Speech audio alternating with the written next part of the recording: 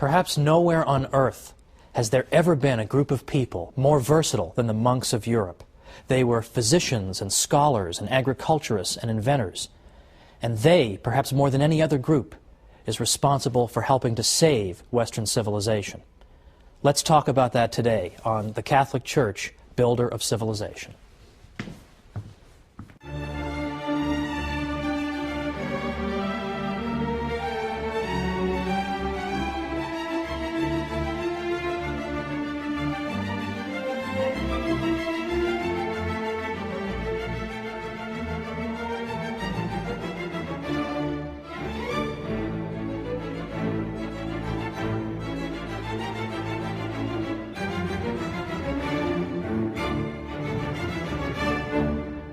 Welcome once again to the Catholic Church, Builder of Civilization.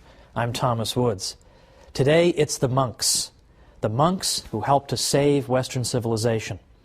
Now there's a small publishing industry out there of books called How So-and-so Saved Civilization. This group saved it, and that group saved it. The monks deserve this title, ladies and gentlemen, the monks.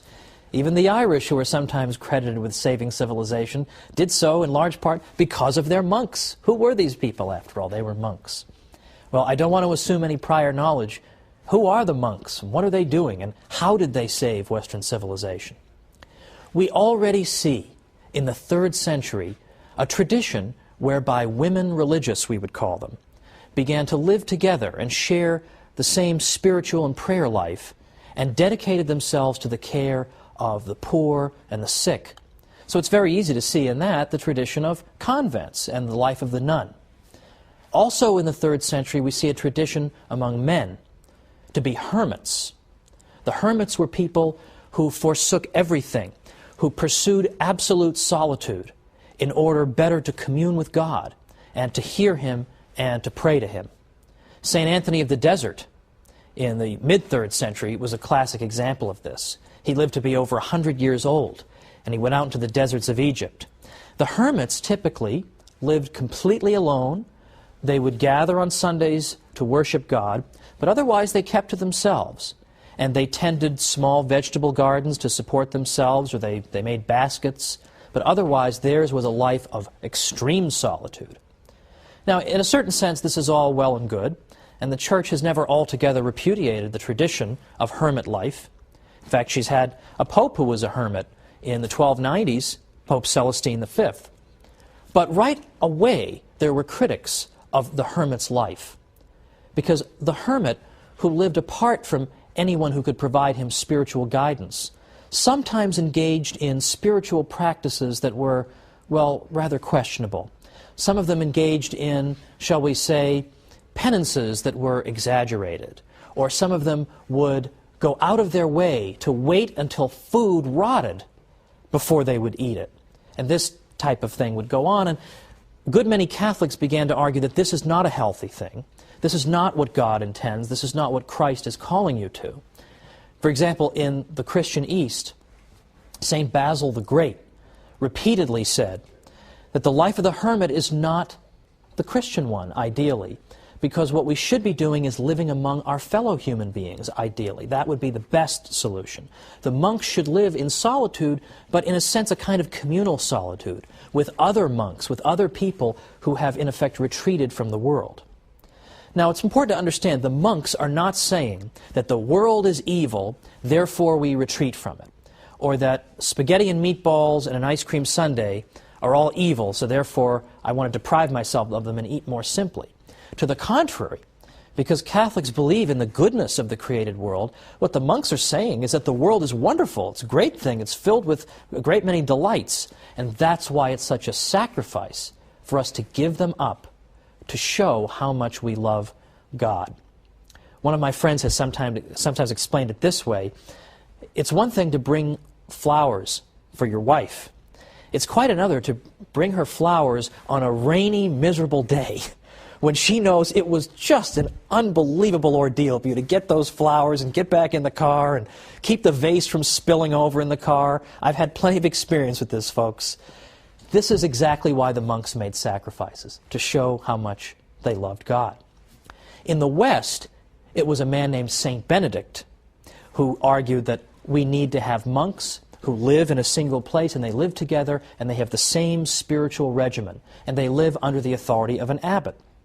St. Benedict composed something called the Rule of St. Benedict, which was in effect an outline for how a monastery should be run. He wrote this around 529, and with the passage of time, this became the model for organizing monasteries. A monastery, of course, is where the monks live. And St. Benedict argued that the monks should live penitential lives, it's true, but not lives that are so penitential that it would disrupt their spiritual lives. We don't want that. We want them to live at the material level of about the average Italian peasant. That would be acceptable. They should get adequate sleep. They shouldn't do too much physical labor. They should be moderate in all things. Physical labor and prayer and study, and nothing out of moderation. The monasteries in Ireland were quite another story. There, the model, in effect, was working 14 hours a day, doing back-breaking labor, and then coming in and praying all the psalms. And this, it seemed to St. Benedict, was just too much, that you couldn't live a healthy spiritual life if you were being that rigorous with your physical body. Now, it should be mentioned, by the way, that the Irish monasteries attracted people from all over. They couldn't house them all, so they must have been doing something right. But this was St. Benedict's model. It was flexible, and it seemed to understand human nature very well. And it turns out that St. Benedict and his monks played an essential role in saving Western civilization at a critical moment and building up important parts of it. And yet, I will never forget, in my days as a professor in New York, after telling my class all about the monks and all the things they had done, I actually had a student say to me, "That's very interesting. Are there any monks today?"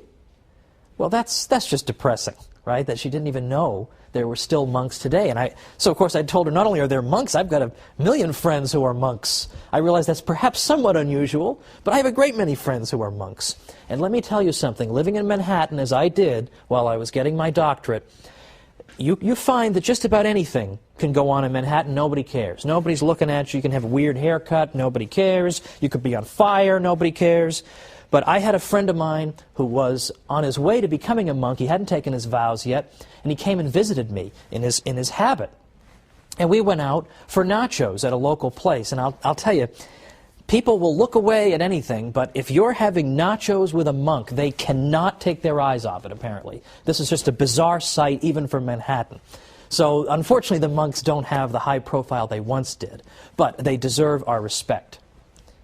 Because, after all, what did the monks accomplish? Well, for one thing, apart from just copying texts, which we all know they did that laboriously, but they also did a lot of physical labor. For example, they cleared and reclaimed all kinds of land in Western Europe. Because what often happened is that people wanted to donate land to the monks as a good work. That's wonderful. Look at what I'm doing for the monks. But people would typically give the monks really crummy land. They want to help them, but they don't want to help them that much. So the monks often found themselves having to deal with land nobody really wanted. And a lot of times it was swampland. In those days, I mean, obviously a swamp has no value. It's just a source of pestilence. The monks would dike and drain the swamp and make it into fertile land. And a great many experts on the history of agriculture in Western Europe have said, for example, we owe the agricultural restoration of a great part of Europe to the monks. Another one said, wherever they came, they converted the wilderness into a cultivated country. They pursued the breeding of cattle and agriculture, labored with their own hands, drained morasses and cleared away forests. By them, Germany was rendered a fruitful country. And finally, every Benedictine monastery was an agricultural college for the whole region in which it was located. The monks introduced crops and industries and production methods that people hadn't known before. And they weren't afraid to work with their hands at a time when manual labor was looked down upon and despised. The monks were inspired to engage in physical labor because they knew, for one thing, that when you engage in hard physical labor, this can be a great form of penance and an opportunity for the mortification of the flesh. So sure, they were thrilled to work with the swamp that nobody else wanted to do. So at a time when you were despised for doing physical labor, the monks in effect made it something honorable. At a time when agriculture was collapsing, the monks' labor helped to bring it back. The monks were involved in rearing cattle and horses, brewing beer, raising bees and fruit. And all over Europe they introduced essential aspects of local economies. For example, in Sweden, it was the corn trade that owed its existence to the monks. In Parma, cheese making. In Ireland, salmon fisheries. And in a great many places, the finest vineyards. The monks were also intensely practical in that they stored up the waters from springs in order so that they could distribute them if a drought ever struck. In Lombardy, the peasants learned irrigation from the monks.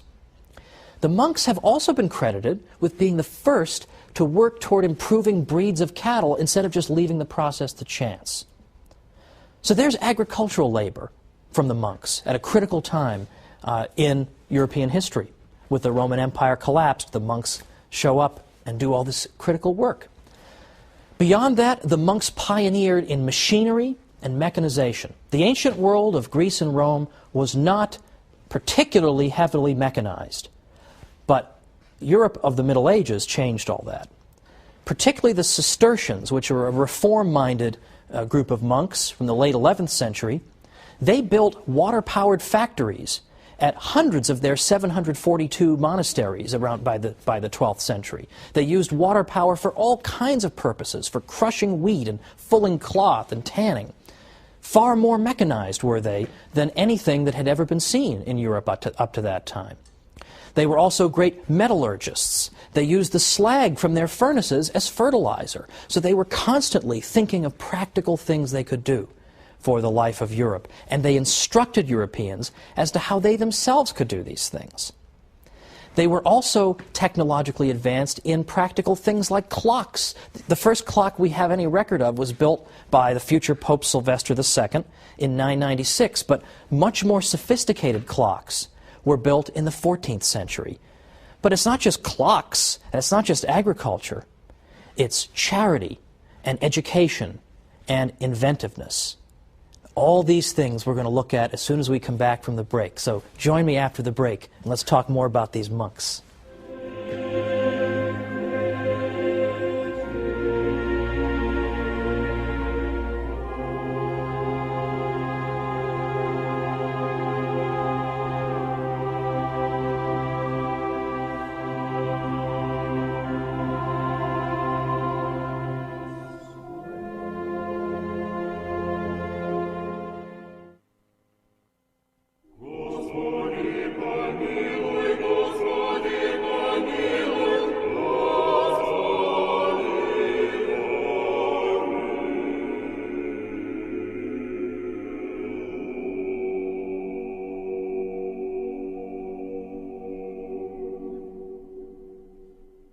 Welcome back to the Catholic Church, builder of civilization.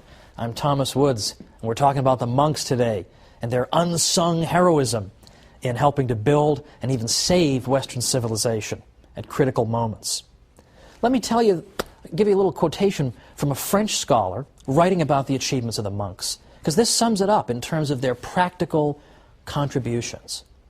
He writes, in effect, whether it be the mining of salt, lead, iron, alum, or gypsum, or metallurgy, or quarrying marble, running cutler's shops and glassworks, or forging metal plates, also known as firebacks, there was no activity at all in which the monks did not display creativity and a fertile spirit of research. Utilizing their labor force, they instructed and trained it to perfection. Monastic know-how would spread throughout Europe. In fact, even today, we're still only beginning to appreciate fully the extent of monastic technological cleverness. In the late 1990s, an archaeometallurgist at the University of Bradford named Jerry MacDonald found evidence in North Yorkshire, England, of a degree of technological sophistication that pointed ahead to the great machines of the 18th century Industrial Revolution. He found that the monks had built a furnace to extract iron from ore. Now, in the 16th century, which is when the period that that MacDonald is looking at, 16th century England, the typical one of these furnaces in the 16th century had not advanced very far over its ancient counterpart. It was very inefficient. The slag, or it's another word for the byproduct of these primitive furnaces, had a very substantial concentration of iron in it, because they couldn't get to high enough temperatures to get all the iron out of the ore. So the leftover still had a lot of iron in it.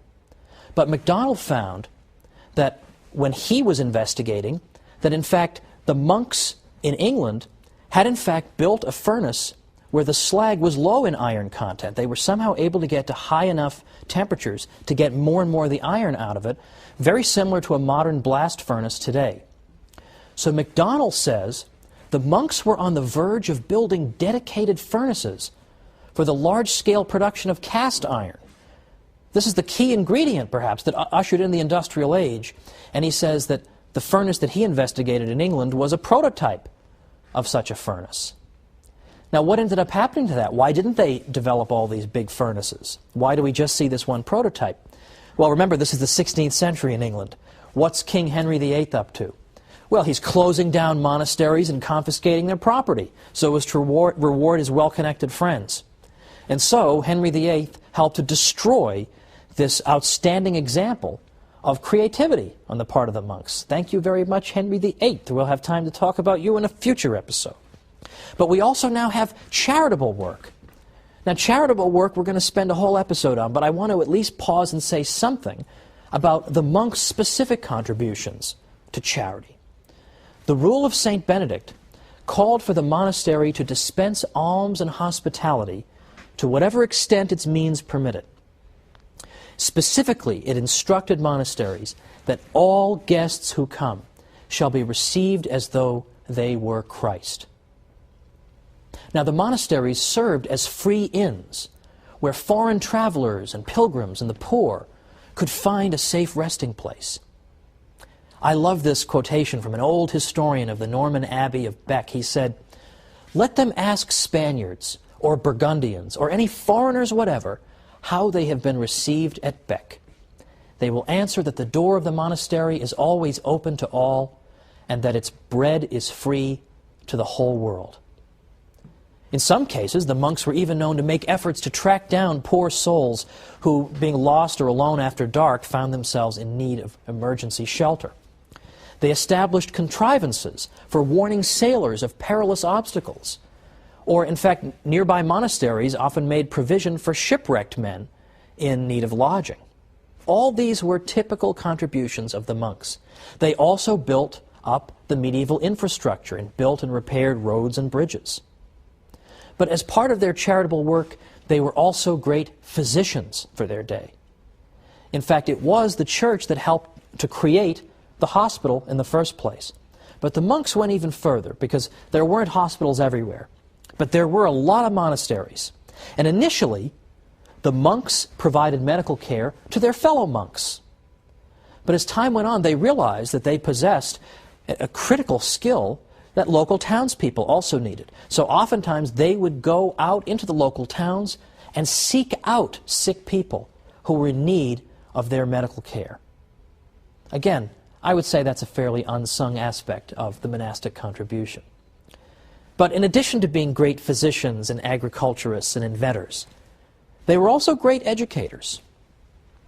St. John Chrysostom tells us that it was already in his day, around the 4th century, it was already customary for people in Antioch to send their sons to be educated by the monks.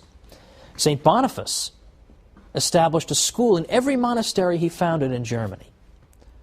In England, St. Augustine, and here we're talking not about St. Augustine of Hippo, but St. Augustine of Canterbury, St. Augustine and his monks set up schools wherever they went. St. Patrick is given credit for encouraging Irish scholarship. And of course, the Irish monasteries developed into very important centers of learning, and they dispensed instruction to monks and laymen alike. Now, sometimes it's been said that the monks did engage in some education, but they were really only educating their fellow monks. Well, that's, as we've seen, not entirely true. There are plenty of cases we have on record of the monks. There are plenty of cases we have on record of the monks providing education to people in the local area. But let us say that that accusation is true. Let's even grant it for the sake of argument. Let's say that the monastery's contribution had simply been to teach other monks how to read and write. That's all it was. Well, even if that had been their only contribution, that would have been no small accomplishment. Because consider what happened in the Greek Dark Ages. Now, people have typically forgotten about this, but it's very important. From about 1100 to 800 BC, we had something called the Greek Dark Ages. And what happened here was that the Mycenaean Greeks had some kind of terrible disaster befall them. The nature of that disaster is still debated. But something terrible happened to these people. And when the smoke had cleared, for the next 300 years, we find that, in effect, the ancient Greeks, the Mycenaean Greeks, had lost literacy. They had lost the ability to read and write. Now you wonder, how could you lose the ability to read and write? How could you forget that? Well, partly it happened because people were scattered following whatever disaster it was that befell them. And they had to think solely of their own survival. And learning how to read and write was not exactly critical when you just needed food and sustenance. Secondly, it's been speculated that maybe whatever disaster struck the Mycenaean Greeks struck in particular the educated classes, so that those who would have remembered literacy were in fact wiped out.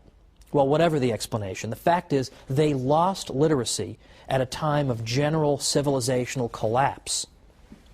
Well, let's remember that the monks were functioning and carrying out all these wonderful tasks I've described at a time in Western European history that was very similar.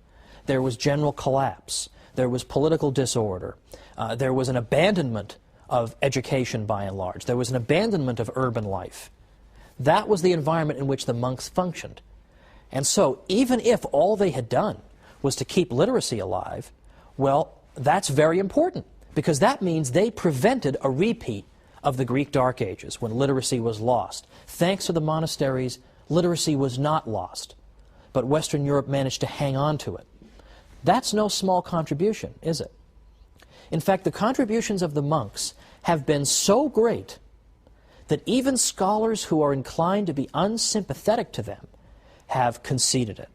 And I've always tried to go out of my way, when I've written about Catholic history, to cite not only non-Catholics, but anti-Catholics when possible, so that people won't come back and say that I'm just picking and choosing among my sources. When people who don't even like the Catholic Church are saying, okay, the monks did a lot, that says something. So, for example, one unsympathetic scholar said, the monks not only established the schools and were the schoolmasters in them, but also laid the foundations for the universities. They were the thinkers and philosophers of the day and shaped the political and religious thought. To them, both collectively and individually, was due the continuity of thought and civilization of the ancient world with the later Middle Ages and with the modern period. That's no small compliment.